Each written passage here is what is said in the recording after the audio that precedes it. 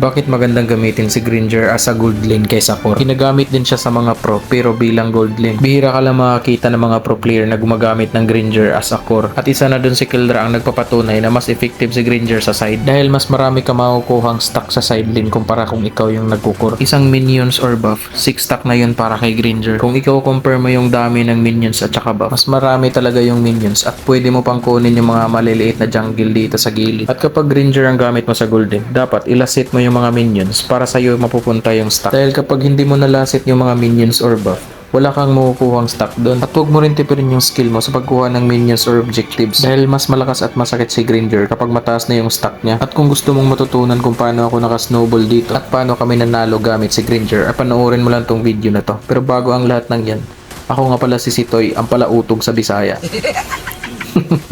Joke lang. Kaya pala guys, kung hindi ka pa naka-follow, ang mag-follow gwapo. At dito na tayo sa game. Kung napapansin nyo, andito lagi yung high loss sa gold lane. Dahil lamang agad ako sa nita nila. Kita mo naman yung damage ko kung gaano nakasakit. Dahil 4 minutes pa lang, pero magto 200 na yung stack dito.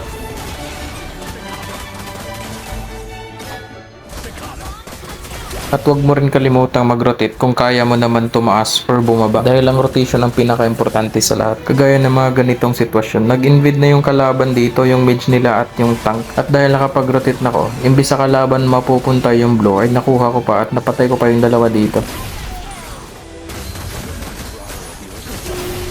At dapat tumulong ka sa mga teamfight lalo na pag-agawan ng objectives. At dito, hindi na ako umabot sa turtle dahil galing pa akong bot lane. Pero naabutan ko pa yung kalaban dito kaya napitas ko yung tatlo.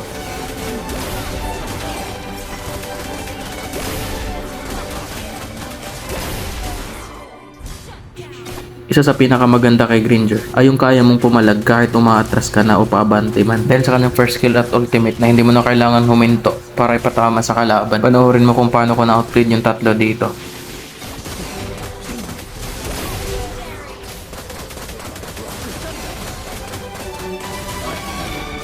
Oh, di ba? Ganun ka OP si Gringer lalo na pag late game. At dito, kampante na akong pumasok dahil alam kong lamang ako sa dalawa. At kung makikita mo, malaki na yung stack ko sa Gringer at nakamax na yung stack sa Sky Percer ko. Masakit na rin yung nita nila dito dahil nga naka-snowball ako ng una at nakabili na rin ako ng rose gold dito kaya sila pa yung nabigyan.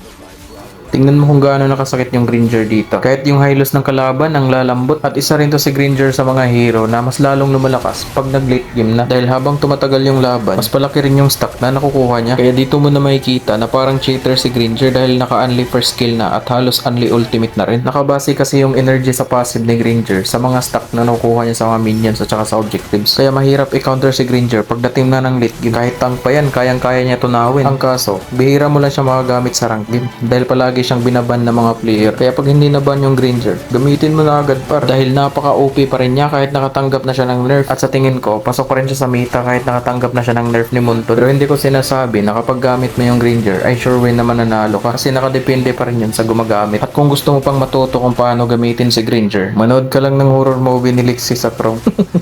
Ay hindi, tutorial para pre. Nasa TikTok pre, marami. Pwede rin dito sa akin. Kaya kung hindi ka pa nakapollow, mag-follow ka na sa Pugi. Gwapo bitaw ka. Try ko munang mag-spam marksman dito guys. Pero pag gusto nyo yung mga ibang hero, comment mo lang dyan sa baba at susubukan natin gamitin. Pero mas maganda kasi kapag marksman yung role mo, mas mataas yung percent na manalo kaya sa laban. Lalo na kung solo player ka lang. Mataas kasi yung damage ng marksman. Kaya makapagsabayan lalo na pag late game na. Kaya sa mga solo player dyan, mag-marksman na kayo para makaangat kahit solo lang. Pero hindi ko sinasabing mag-focus ka lang sa marksman. Kasi mahirap pag solo. Ang daming butchokoy ngayon ni Munton. Kaya kailangan mo talaga mag-adjust. At saka mabilis ka makarang up kapag multi-role ka. Dahil kapag binigyan ka ni Munton ng mga butchokoy nakakampi, eh di kaya mo mag-adjust kahit anong hero. Pero mas maganda talaga marksman yung role mo dito. Ang lahi kasi ng ambag ng marksman pagdating ng late game. Kaya dapat galingan mo para hindi ka malugi sa katapat mo sa lane. At kung gusto mong matuto sa mga ganitong video, ay mag-follow ka na. Gwapo bitaw ka.